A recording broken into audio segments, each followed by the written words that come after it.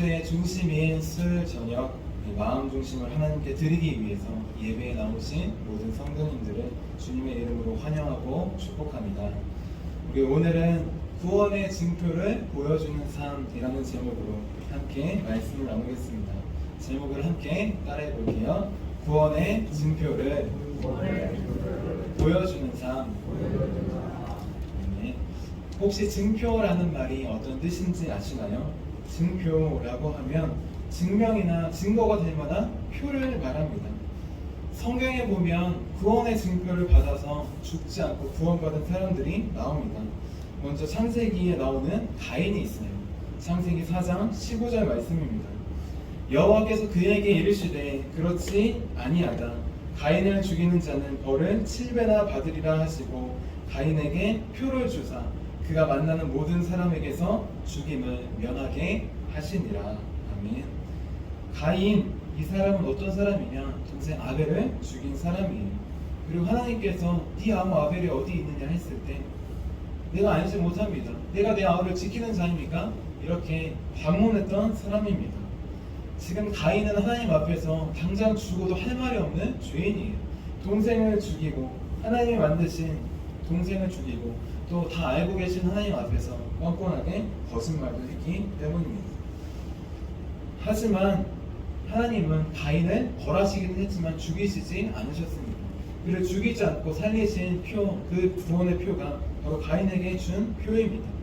동생을 죽이는 살인자로 가인은 어디 가서든지 죽을 수밖에 없습니다. 저 형제를, 동생을 죽인 자, 살인자다. 저놈은 당장 죽여야 된다. 만나는 사람마다 그렇게 욕하고 손가락질 했습니다. 하지만 하나님께서 구원의 표를 주셨기에 그는 죽임을 당하지 않을 수 있었습니다. 또 창세기에 보면 표는 아니지만 표와 같은 담보물을 받아서 살은 한 여인이 나옵니다. 창세기 38장에 나오는 다말이라고 하는 여인이에요. 창세기 38장 18절 말씀입니다. 유다가 이르되 무슨 담보물을 내게 주랴. 그가 이르되 당신의 도장과 그 끈과 당신의 손에 있는 지팡이로 하라. 유다가 그것들을 주고 그에게로 들어갔더니 그가 유다로 말미암아 임신하였더라. 아멘. 다말 누구입니까? 유다의 며느리예요. 그런데 다말은 시아버지인 유다에게 들어가서 임신을 합니다. 왜 그녀가 시아버지에게 들어갔을까요? 그 이유는 남편이 엘이 죽고 그 동생이 오난까지 남편을 맞아들었는데 죽고 그 다음에는 마지막 셀라를 줘야 되는데 아버지가 주지 않았기 때문입니다. 시아버지 유다가 셀라까지 죽을까봐 주지 않았기 때문이에요. 그러자 다말은 유다에게 들어갔습니다. 유다를 통해서라도 계보를 잇기 원하는 그녀의 마음이 들어가 있습니다. 그런데 유다에게 들어갈 때 그냥 들어간 것이 아닙니다. 담보물을 받았습니다. 이 담보물 유다는 무엇인지 몰랐어요. 하지만 다말은 이것이 바로 나를 구원할 수 있는, 내 자녀들을 구원할 수 있는 구원의 담보물임을 알았습니다. 이렇게 성경에는 구원의 표를 받고 구원의 담보물을 받아서 살았던 많은 사람들이 나옵니다. 그런데 오늘 말씀해 보면 죽을 위기 속에서 이렇게 구원의 징표를 받아 살은 한 여인이 나옵니다. 이 여인은 우리가 잘 알고 있는 여리고성의 기생 라합이에요. 그리고 오늘 말씀인 여호수아 2장 18절 말씀을 함께 읽겠습니다. 2장 18절입니다. 시작. 우리가 이 땅에 들어올 때 우리를 달아내린 창문에 이 붉은 줄을 메고 내 부모와 형제와 내 아버지의 가족을 다 내 집에 모으라. 아멘. 라합은 누구입니까? 라합은 이스라엘에서 온 정탐꾼들을 선대했던 사람들이에요. 그들이 여리고 왕에게 쫓겨 있을 때 그들을 숨겨주었습니다. 그리고 그들을 찾으러 왔을 때 그들이 없다고, 이미 나갔다고 목숨까지 걸며 거짓말을 했습니다. 라합이 이렇게까지 한 이유, 그 이유는 우리 첫째로 여호와 하나님만이 하늘에서도 땅에서도 하나님이심을 믿었기 때문이에요. 그리고 둘째로 이 두 정탐꾼들을 선대함으로써 자신도 하나님께 이스라엘 백성들에게 선대를 받기 위함이었습니다. 구원을 해줌으로써 자신도 자신의 가족과 구원을 받기 위해서 선대를 해 주었던 것이었습니다. 라합은 이러한 마음으로 선대합니다. 도와줍니다. 그리고 구원의 징표를 요구해요. 우리 2장 12절 끝에 보면 이런 말씀이 나옵니다. 여호와로 내게 맹세하고 내게 증표를 내라. 믿음의 사람들은 증표를 구합니다. 그냥 되면 되고 말면 말겠지가 아니라 구원의 증표를 구해요. 이 라합도 구원의 증표를 구했습니다. 그러자 두 정탐꾼이 구원의 증표를 주었습니다. 그 증표는 무엇이냐? 창문에 붉은 줄을 매다는 것이에요. 창문에 붉은 줄을 매다는 것, 이것이 왜 구원의 증표가 될까요? 붉은 줄이 의미하는 것은 무엇일까요? 먼저 구원의 증표인 붉은 줄, 그것은 바로 우리를 구원하시기 위해 피 흘리신 예수 그리스도를 상징합니다. 라합은 구원받기 위해 붉은 줄을 걸어야 됐습니다. 라합이 붉은 줄이 아니라 흰색 줄, 파란색 줄, 검정색 줄, 붉은 줄이 없네요 하고 다른 줄을 걸었다면 그 집은 구원받을 수 없습니다. 오직 붉은 줄을 걸어야지만 구원받을 수 있는 것이에요. 왜냐하면 바로 이 붉은 줄이 예수 그리스도를 나타내기 때문입니다. 우리를 구원할 구원의 증표 마찬가지입니다. 세상에는 수많은 줄이 있어요. 흰 줄도 있고 검은 줄도 있고 청색 줄도 있고 녹색 줄도 있고 세상에는 많은 종교가 있습니다. 다 각자 믿는 신이 있어요. 하지만 우리를 구원할 줄은 오직 붉은 줄뿐입니다. 우리를 구원하실 분은 오직 우리를 위해, 나를 위해 죽으신 예수 그리스도 한 분밖에는 없습니다. 따라서 우리는 붉은 줄 하나만을 붙잡았던 라합처럼 그 줄 하나만을 붙잡아야 됩니다. 우리가 다른 줄을 붙잡고 여러 개로 했을 때 붉은 줄인가 아닌가 헷갈릴 수 있어요. 우리는 오직 한 가지 줄, 나를 위해 죽으신 예수 그리스도 그 한 분만을 붙잡아야 합니다. 이렇게 붉은 줄, 오직 나를 위해 죽으신 예수 그리스도 그 한 분만을 붙잡는 저와 여러분이 되시기를 주님의 이름으로 축원합니다. 자, 붉은 줄은 예수 그리스도를 상징합니다. 붉은 줄을 매단다는 것은 어떤 뜻일까요? 줄을 창문에 매단다라는 것은 내가 보기 위해서 매다는 것이 아니에요. 창문에 줄을 매달면 누가 볼까요? 다른 사람들이 봅니다. 그곳을 지나다니는 사람들이 보는 것이에요. 이스라엘의 여리고를 정탐하고 또 정복하러 온 사람들이 보는 것입니다. 붉은 줄을 창문에 매단다는 건 바로 나를 위해 죽으신 예수 그리스도, 그 붉은 줄을 나 홀로 소유하고 꽁꽁 숨겨두는 것이 아니라 다른 사람들이 볼 수 있게 보여주는 삶을 말합니다. 오직 붉은 줄을 나 혼자 꽁꽁 숨겨둔다면 라합은 구원을 받을 수 없습니다. 마찬가지로 붉은 줄 대신 예수 그리스도 나 혼자 꽁꽁 숨겨두는 것이 아니라 그것을 다른 사람들에게 보여줄 때 우리의 구원이 실제로 임하게 되는 것입니다. 로마서 10장 10절 말씀입니다. 사람이 마음으로 믿어 의에 이르고 입으로 시인하여 구원에 이르느니라. 아멘. 입으로 시인한다는 것 어떤 뜻입니까? 내 마음에 있는 것을 선포한다는 것이 입으로 나타내는 것입니다. 보여주는 것이 다른 사람들에게 보여줄 때 참된 구원이 우리 삶에 임한다는 것입니다. 나뿐만 아니라 내가 만나는 사람, 내가 전하는 사람들에게까지 말입니다. 여러분은 지금 내 안에 계신 예수 그리스도 그분을 다른 사람들에게 나타내고 계십니까? 우리의 삶은 지금 날 위해 죽으신 예수 그리스도 그 붉은 줄을 다른 사람들에게 보여주는 삶을 살고 있습니까? 이제 날 위해 죽으신 예수님 그분을 보여주는 삶을 살 때 우리의 삶은 진정한 구원의 삶으로 나아갈 수 있습니다. 나뿐만 아니라 우리가 만나는 가족들과 이웃들과 많은 모든 사람들을 구원으로 인도하는 삶으로 가는 것입니다.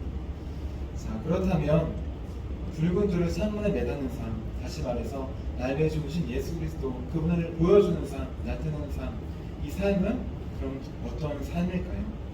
우리 오늘 읽은 말씀을 천천히 보면 바로 예수 그리스도를 보여주는 삶이 어떠한 삶인지 우리 라합을 통해 알 수 있습니다. 첫 번째로 구원의 증표이신 예수님을 보여주는 삶, 그 삶은 첫 번째로 끝까지 도와주는 삶입니다. 오늘 말씀인 여호수아 2장 16절 말씀 함께 읽도록 하겠습니다. 16절입니다. 시작.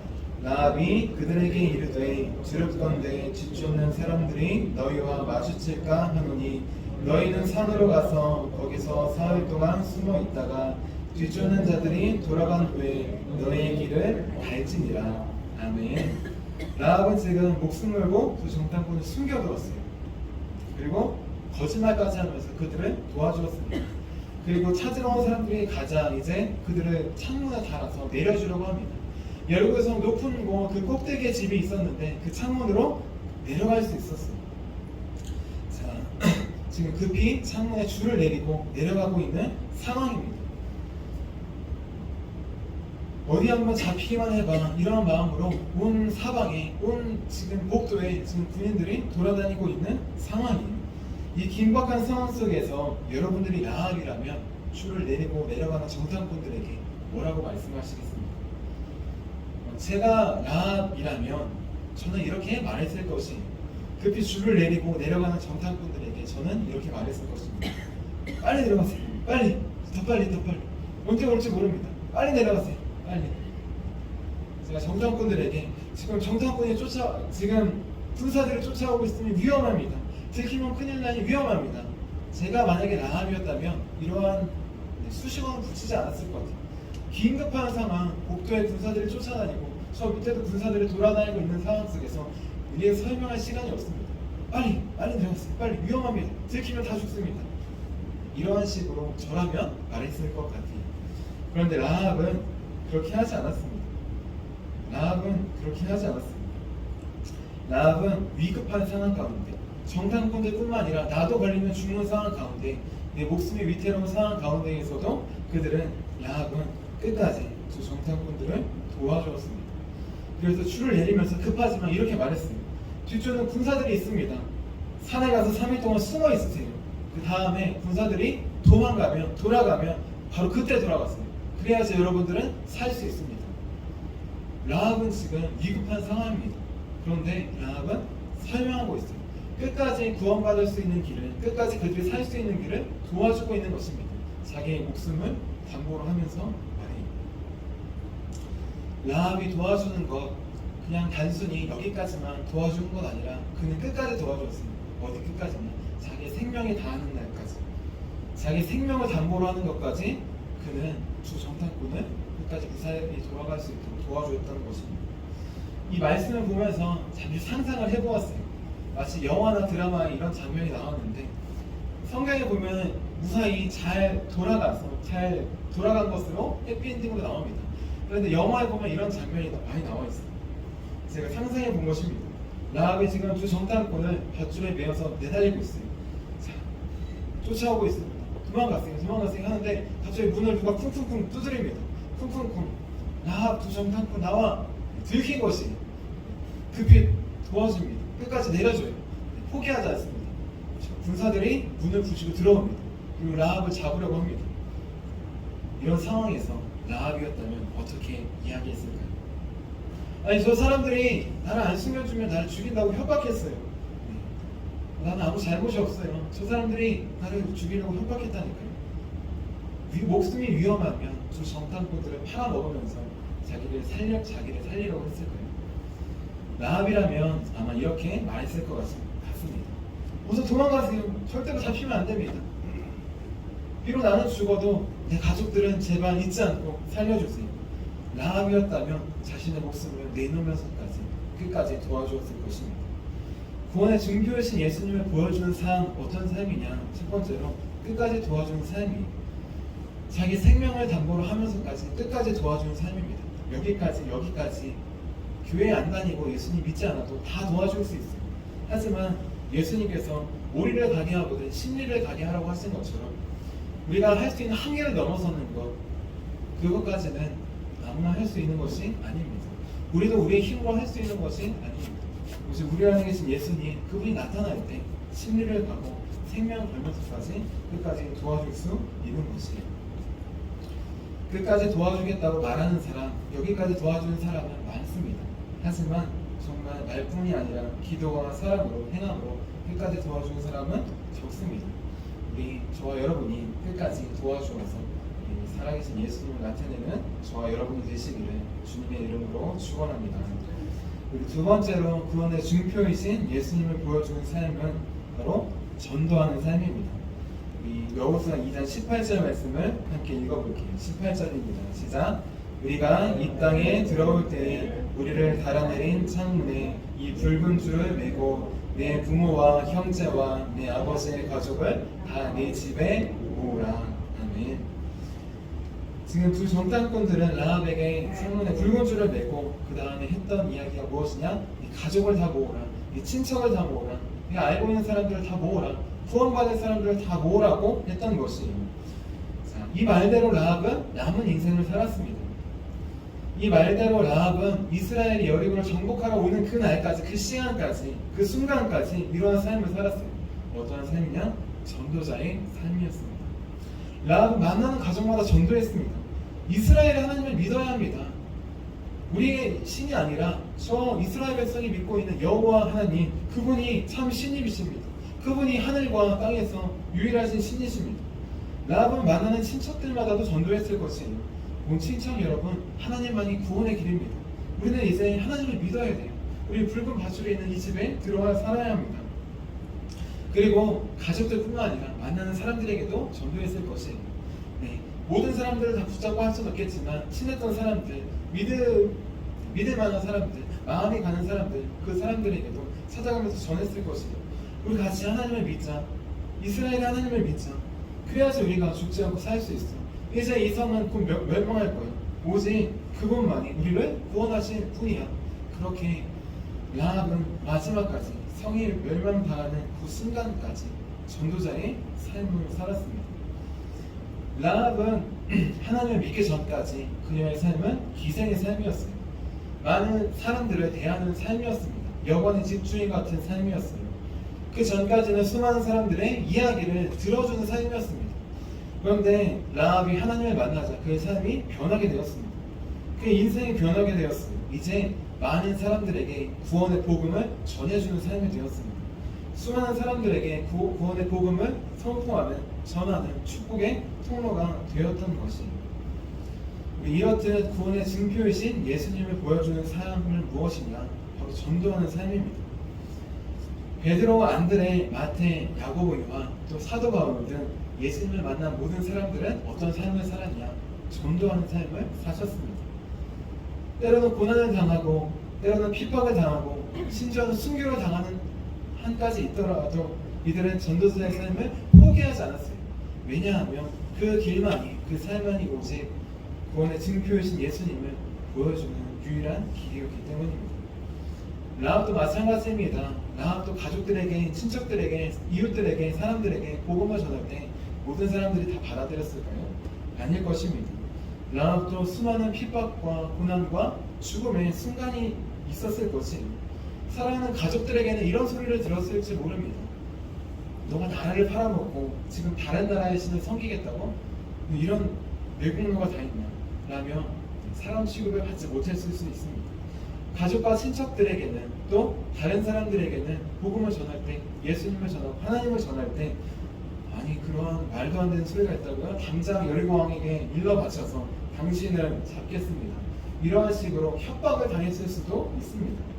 그럼에도 불구하고 라합은 전도자의 삶을 포기하지 않았습니다. 왜냐하면 이 길만이 오직 다가오는 심판 속에서 한 명이라도 더 구원할 수 있는 유일한 길이었기 때문입니다. 그래서 마치 라합은 유대인들에게는 유대인들에게, 이방인들에게는 이방인들에게 나아가 전도했던 사도 바울처럼 가족들에게는 가족들에게, 친척들에게는 친척들에게, 이웃들에게는 이웃들의 상황에 맞춰서 나아갔을 것입니다. 그리고 그 한 사람을 구원하기 위해서 그는 끝까지 전도자의 삶을 살았을 것입니다. 자, 예수 그리스도를 나타내는 삶, 그 삶은 바로 나 혼자만 간직하는 삶이 아니라 전도함으로, 선포함으로, 삶으로 보여줌으로 다른 사람들에게 예수님을 전하는 삶입니다.